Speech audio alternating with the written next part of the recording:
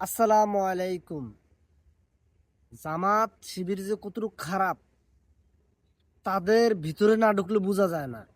একটা ভিডিওর মধ্যে যেভাবে গালাগালি করতে আছে, আমি একটা কমেন্ট করলাম যে আপনারা কতটুকু ভালো, আমারে বিএমপি ট্যাগ দিয়ে দিছে এই জামাত শিবিরের বট বাহিনীগুলা।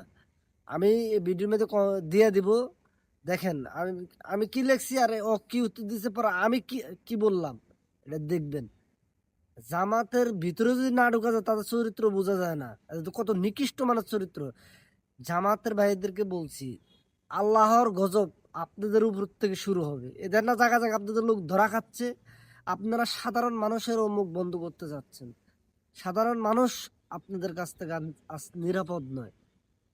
এদের অরসন সাহিদের ইতে পোষার আত্মি মারছে কি কারণে? এটা হইল জামাতের খাসালতের কারণে। দেলোয়ার হোসেন সাইদ একটা ভালো মানুষ ছিল, এই শিবিরের কারণে এই ইয়া দেলোয়ার হোসেন সাইদের বদনাম গুলো হচ্ছে। আপনারা ইসলাম কায়েম করবেন, আপনারা ইসলাম কায়েম কিভাবে করবেন? আপনারা তো দর্শনের সেঞ্চুরি করতে আছেন। এগুলা বাদ দেন, এই নাটঙ্গিগিরি বাদ দেন, ধর্ম ব্যবসা বাদ দেন। ধর্ম ব্যবসা বাদ দিয়া মানুষকে সঠিক পথে নিবেন কিভাবে এবং ইসলামের দাওয়াতটা কিভাবে দিবেন সেই কাজটা করেন। ক্ষমতার জন্য এত পাগল হয়েন না। সাধারণ মানুষ যদি আপনাকে একটা ভালো কথা বলে, আপনারা এটা গালাগালি করেন প্রচুর। আপনারা পাইছেন কি?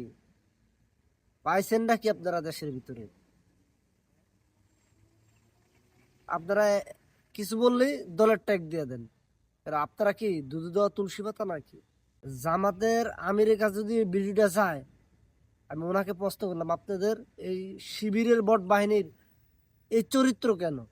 আমি তো জামাতকে অনেক ভালোবাসতাম, আমি তো কোনোদিন জামাতের গালি দেইনি, গালি দেওয়ার পক্ষও না। একজন যদি অপরাধ করে আমি তাকে গালি দিব কেন?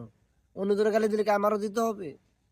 চরিত্রটা আগে ঠিক করেন, তারপরে ধর্মের ব্যবসা করেন। ধর্মের ব্যবসা করে তো ধর্মটা নাজেহাল করে দিচ্ছেন, আর করেন না।